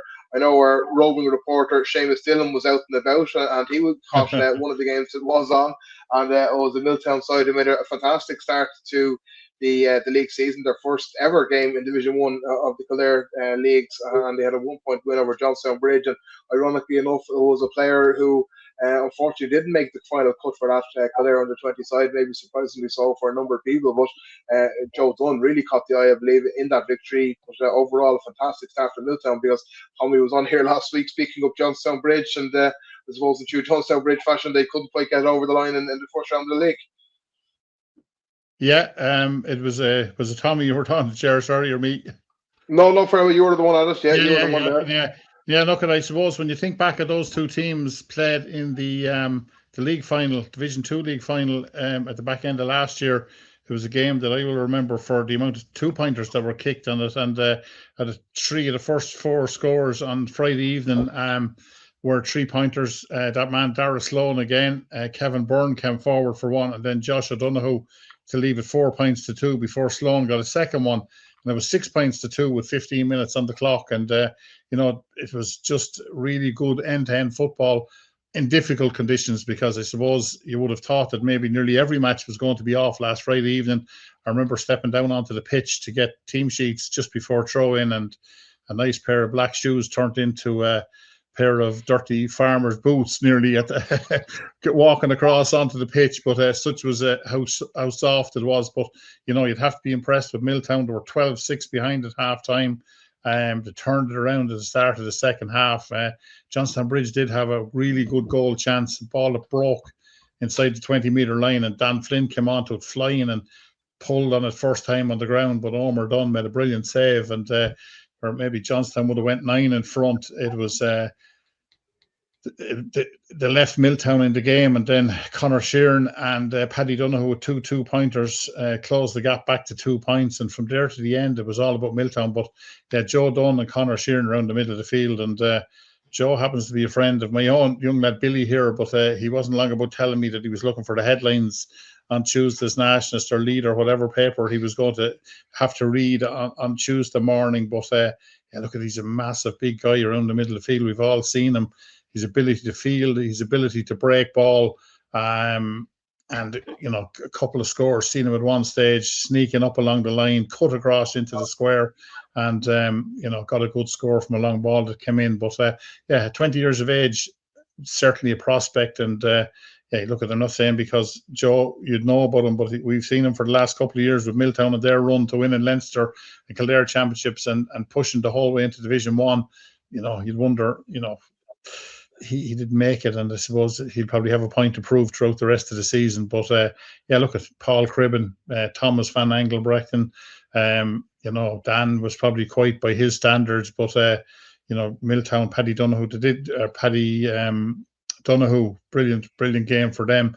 They did lose Ron O'Shea with about 14 or 15 minutes to go, but came back in and laid off that last pass for the winning score. But look at just one of 2 matches that was played last weekend. But great start for Milltown, because they're probably looking at Salins this weekend as a game where they'll be short a few, and an opportunity for them maybe to pick up 2 points. And when you're in maybe their position the first year in Division 1, they'll want to be picking up as many points as they can early on. So good game under difficult circumstances to start off the league, and yeah, it was nice to be there on Friday evening. Yeah, you mentioned the headlines there. Actually, Ben Houston scored the winning point for Milltown, so it did give me an opportunity to work in some sort of a paraphrase of the film. Houston, we've got a problem. There was no problem for Milltown with that winner as well, but it did kind of occur to me then as well that was kind of a very niche reference, and anybody under the age of about 40 probably wouldn't have get it at all. It was like I had a headline about Wonder Wall there a few weeks ago as well, about Amy Wall as well, but like that would have been like me hearing a reference about the Beatles when I was 16 or 17 back in the day as well. So yeah, we're showing our age with some of those headlines and that, but yeah, it was Ben Houston got the winning point anyway, and got me good stuff. References anyway. But yeah, so looking back at ahead to the fixtures this weekend, hopefully more of them will go ahead, and whether the way it is, I'm sure plenty will. St. Lawrence's against Naas. James, I think you're out of duty at that one again. That's a good one there. St. Lawrence's were due to play a tie last week, but they host now Naas this week. Selbridge were victorious in the only other game they played last weekend against Salins. They had a 9-point win. They're on the road this week against Raheens. Moorfield are due to play Sarsfields as we are recording here. No word of whether that game will be postponed or whether it will go ahead after the passing of Jerry Moran. But if it does go ahead, you couldn't imagine a more fitting tribute really than the Newbridge Derby as well. So we'll wait to hear what happens with that one. Johnstown Bridge are at home to a tie as well, and then Clane playing Maynooth. All those games down for 8 p.m. on Friday, and the one game that's due to be played on Saturday afternoon then is Salins at home to that victorious team from last weekend, Milltown at 3:30. So that's Division 1.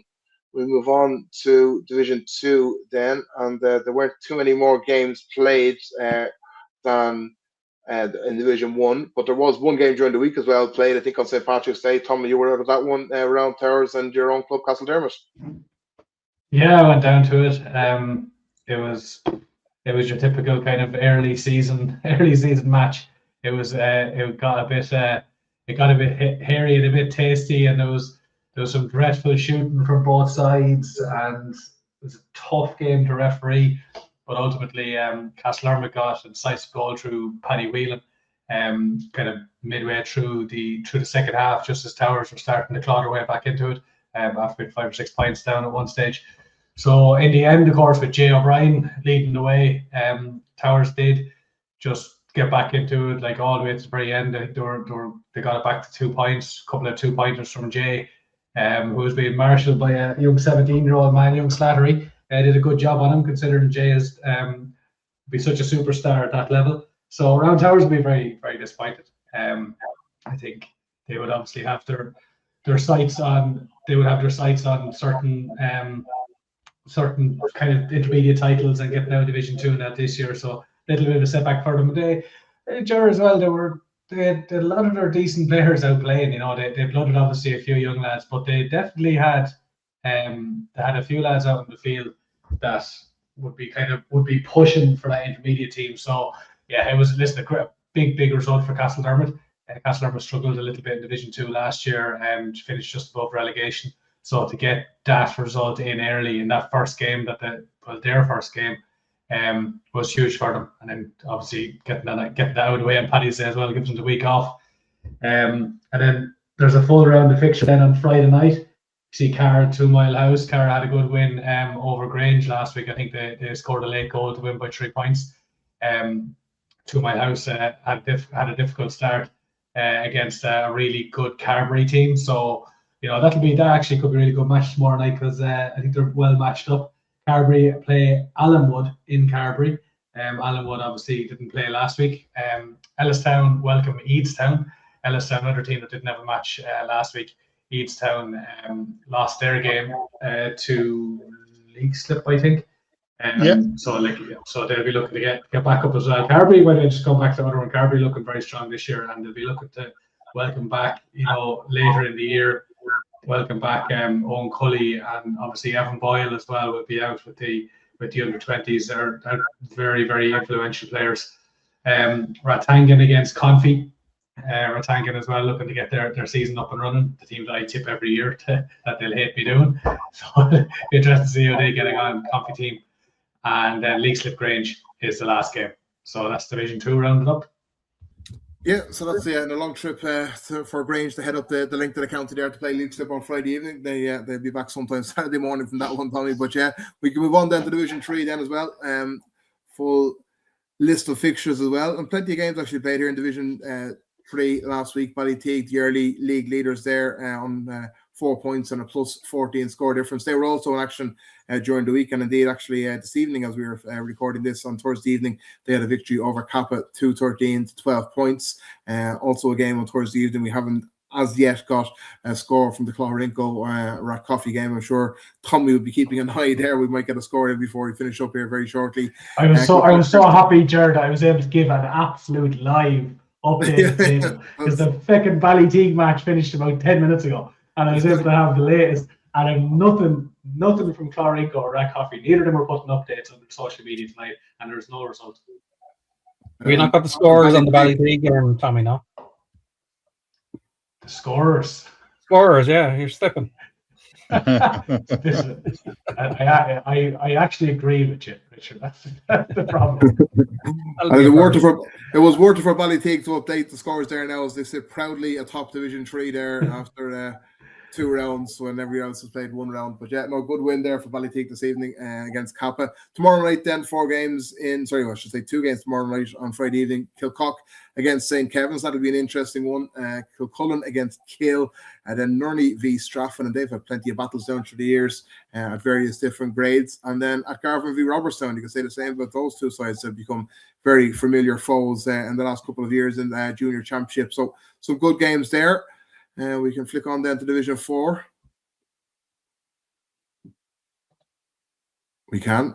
So yeah, not much action so far in Division 4. Just the 1 game played last weekend there, according to Tommy's table, which I'm sure is absolutely 100% correct. Just the Ballymore game against Castle Mitchell last week, which is an 8-point win for Ballymore. And this weekend's fixture sees Ballykelly against Castle Mitchell, Clock v Reben. Those two played on Friday evening. And just to echo the comments that we made last week about Reben, great to see them back in league action. And hopefully the weather will allow them to play their first game back in Division 4 now against Clock on Friday evening. Seamus, a nice local derby there, Kildangan for Suncroft at 2:30 on Saturday afternoon. And then Ballymore and Monster as well. That's been a good tie at, again, junior or intermediate level over the last couple of years as well. So some good games there. Certainly Division 3 and 4, Tommy, that's your happy hunting ground, and some standout ties there over this weekend. Yeah, funnily enough, I'm not going to say I'm looking forward to it, because I'm not going to obviously get a chance to go to it, I'd say, tomorrow night. But genuinely, Clock and Ribbon. And the reason I'm saying that, it's the fixture that I'm looking at, that I'm going to be looking for the result and all that. Both teams are genuinely doing huge work at underage. And we said Ribbon the last couple of years, lifting a couple of titles at underage. And they are doing, and I've been told Clock as well, that they are bringing on young players. They had a big panel of players last year. So these are the kind of matches, to match themselves up against each other. 2 teams that we're regularly looking at on the end of high score lines. Ribbon were before they dropped out of the league. It's great to have them back. But I think these are the matches that they're probably targeting.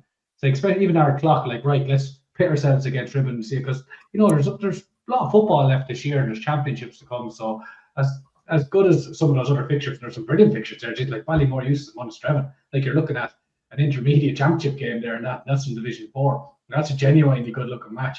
Suncroft Kildangan as well, at Ballykelly Castle Mitchell. That was a great win for Ballymore, by the way, last week. Beating Castle Mitchell by 8 points. Castle Mitchell seemed to have a bit of an edge on them last year.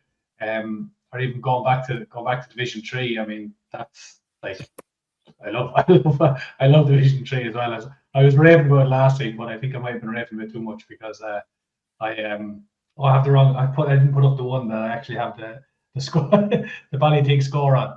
That's what I'm going for me. Sorry, there, because I was raving about. I thought Kappa last week would be the team that actually might kick on in the junior this year. Kick in Division 3, because I remember I was saying the junior teams would be the ones to stand up. Well, it was Ballyteague, Clorinco, Nurney, and Kilcock were the teams that stood up last week. So I still think that it's a great league for the junior teams to get some experience. But look at those teams out there, those top 4 teams. They're teams that all will have really, really want to get out of that division. I said, Clorinco and Kilcock will be looking to bounce straight back up. Nurney have been down here for a few years, Division 4 as well for a while. So be interesting to see how they approach Division 3, all 4 of those teams, because there might be a little bit of pressure on them coming championship as well, because when you're floating around up in senior championships like Clorinco or Kilcock and Senior Championship as well. You know, there's pressure on these teams, so Division 3 campaign could be the exact thing they need. Absolutely, yeah, absolutely. So some good games, no doubt. Plenty of opportunity for people to get out and watch some good football action over Friday and Saturday evening. And of course, plenty to whet the appetite on a huge weekend on so many different aspects of Kildare GAA. So much to look forward to over the weekend, and perhaps dread as well, but hopefully we'll come through it all on the opposite side of it, out just smiling on the far side of it. So, yeah, we're going to move on to some other sports before we wrap up things here. Seamus, you're our resident expert at a variety of different sports, so I'm going to throw a few bits at you. At local level in rugby, first off, just congratulations to Athy, who have ensured that they will be playing top flight rugby in Leinster again with a 57-22 victory over Wexford Wanderers. So that's an excellent win for Athy, and they warm up for their Towns Cup quarter-final now as well with a good win, and they can look forward to that top flight in action again in Leinster for the third successive year in 2027. Unfortunately, in Division 2A, Newbridge lost their last game against New Ross, so their slim chances of being involved in the promotion playoffs went by the wayside, but still their first season back at that 2A, they've done really well, and they're also in the Towns Cup quarter-final as well. Nace have an AIL game at home on Saturday against Dublin University in 4-0 at 2:30 as well in the AIL Division 1B, so some good local rugby there as well. But I won't ask you about the local stuff, Seamus, so you can draw a relieved breath there, but just to ask you about the Irish international team, because obviously great excitement last weekend, and a lot of Kildare supporters who travelled down early to Cork or even stayed over the night before as well. Gosh, wonderful excitement, I suppose, out of the rugby as well. A wonderful victory against Scotland, and Kildare players to the fore again. Jamie Osborne with his 4th try of the Six Nations. Gosh, Ireland on the way to that victory, and Tadhg Byrne as well, absolutely superb, as he generally is in an Ireland jersey, helping Ireland to the Triple Crown. It didn't quite work out that England got the job done against France, but anybody who was kind of watching in that as well got the full value of it, because England went so close to kind of securing the Six Nations title for Ireland. Yeah, look, it was a good weekend, and I suppose if you go back to the first week of February and the beating that Ireland took against France in the opening round Thursday evening, you'd have to think that it was going to be a poor campaign for the Irish side, because there probably was that permutations there that and a feeling maybe that the Irish team was on the back foot, and but they certainly turned the season around, and no more so in those last 2 rounds, because that win against England and last weekend, and I think the Scots just seemed to fall into a hole every time they come to Dublin. I think they've had 1 win in the last 12 or 14 years of coming to Dublin, but they were really put to the pin of their collar by a wonderful Irish performance. Guys like I stood up and admired the likes of Tadhg Furlong, because he's coming to the latter end of his days in an Ireland jersey, but he was absolutely superb. And somebody said afterwards it was probably a game that he probably could have finished out and could have played till the very end, such was the form he was in. But as you said, the likes of Tadhg Byrne, Sheehan at hooker, and right across that whole backline, Ireland were absolutely wonderful. And I suppose, when you think of the arguments that have gone on throughout the whole season about in the number 10 position, you'd have to say that Crowley was absolutely superb on Saturday. And, that last kick when there was no pressure on him was just a testament to what he can do and what he brings to the table. But it's been a really good performance from Ireland, and they'll be looking forward to the World Cup next year to add in an extra few bodies like Balakoon, Tommy O'Brien. They've come to the fore there. Your man Rob Murray, I would have always said it was Murray, but anyhow, him playing on Saturday afternoon, came in as a HIA for Byrne first, and then came in at the end to finish out the game. It's been a really good performance, and I suppose, as you said, Ger, we got some entertainment over France and England. If we weren't looking for England to win, you would have said probably the game of the tournament, but credit to England for the performance that they put in, and they came also close. I saw something earlier in the day when I think it was Bundyaki was at the ATM machine or something. Somebody was videoing, and he let out a couple of words there after the final score the France got. But look, it would have been a great win for England to get and for Ireland to win a championship. But a lot of positives going into the summer and the November campaigns before they go to a World Cup. So it was a good weekend overall. Yeah, and absolutely well done, in particular to the Kildare contingent involved, and there was 5 of them, and on the panel, Billy Bowen as well, I suppose, and O'Brien as well. For me, it's Jimmy O'Brien as well. Yeah, it was all on the panel as well. So yeah, no, really well done to everyone involved, and yeah, fantastic tournament. But Richard, I suppose once the focus comes off the international rugby team, just in time for the Irish soccer team to take over, and it's going to be a huge amount of focus on that next week. I suppose once this weekend of Premier League and various different league action gets out of the way, Holmgren will have his fingers crossed and everything else crossed that all the squad that was picked comes through those games unscathed, and they can go to Czechia and this day week and hopefully get a victory that would set up a brilliant game in Dublin against Denmark. But a couple of Kildare players included in that squad picked today, and Mark Travers obviously will be the backup goalkeeper to Caoimhín Kelleher, but Nathan Collins will captain the side as well. And I saw an interview earlier on this week that suggested maybe that Nathan Collins sees a future for himself as a GAA player, maybe when he's finished in the Premier League and with Ireland. So perhaps one day we might see Nathan Collins in a Kildare jersey before he completely hangs up the boots. But before all that, I'm sure he'd love to lead Ireland to a World Cup qualification now in the next 10 days or so. I'm sure he would.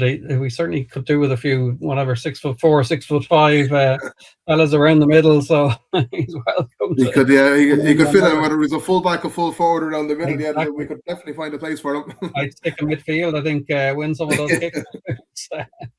But certainly, didn't work out too bad for Kevin Feely. Although he did.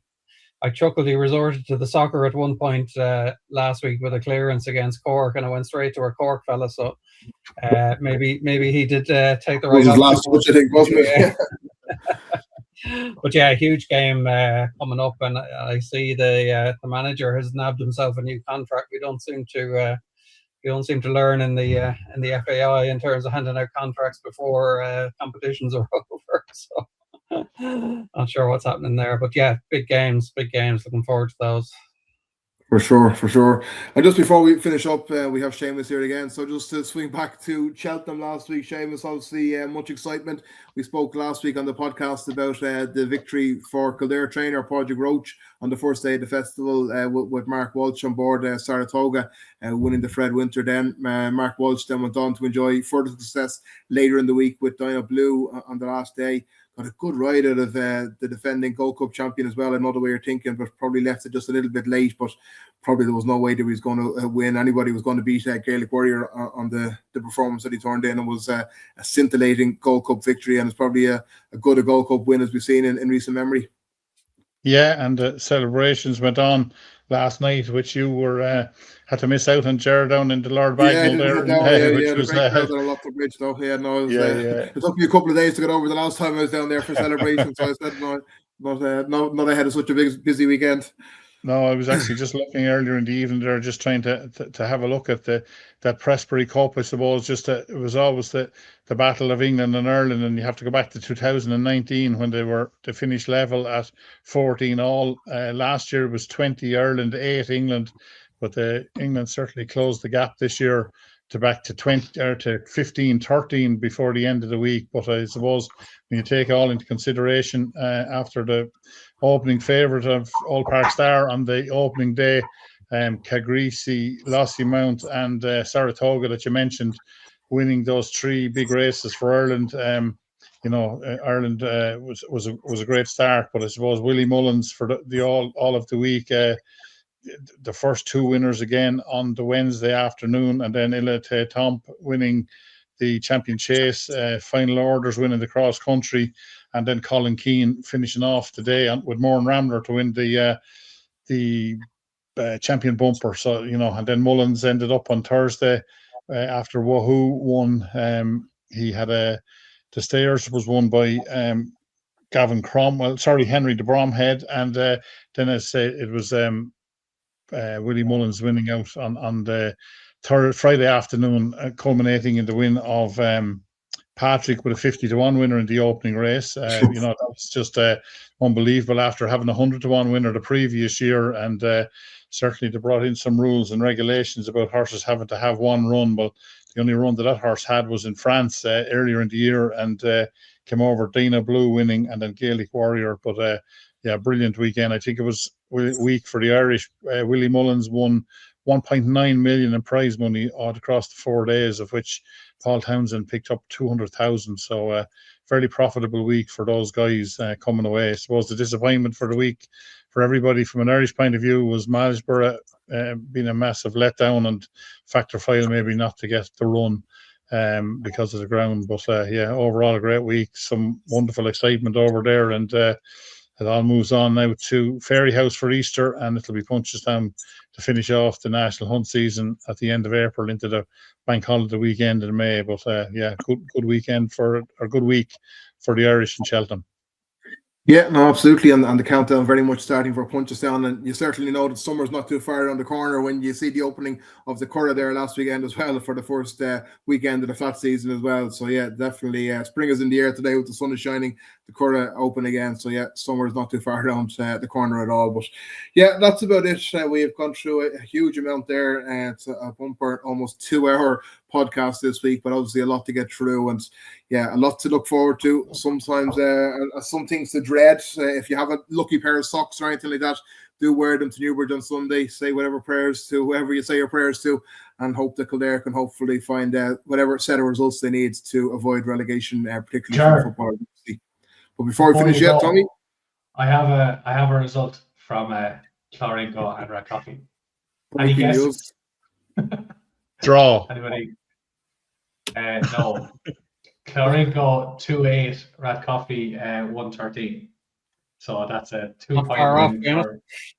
2-point win for Rathcoffey. So I'm going to go back and say what I said earlier about these junior teams doing the job on it. That's junior team beating the senior team. So where would you get it? Yeah. So I'll try and see did I update the table? There we go. So that's the latest table. That's impressive.